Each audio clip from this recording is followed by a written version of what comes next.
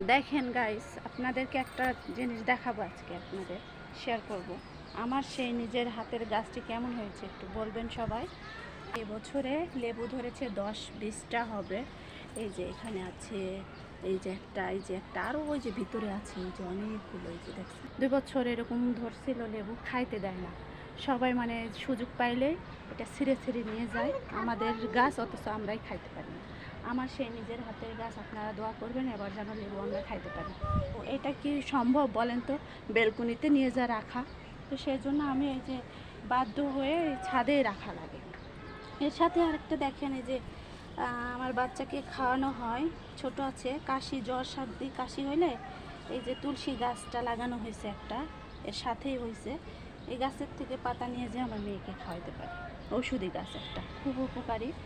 তো এই হচ্ছে কথা, এটাই আপনাদের কাছে একটু শেয়ার করলাম।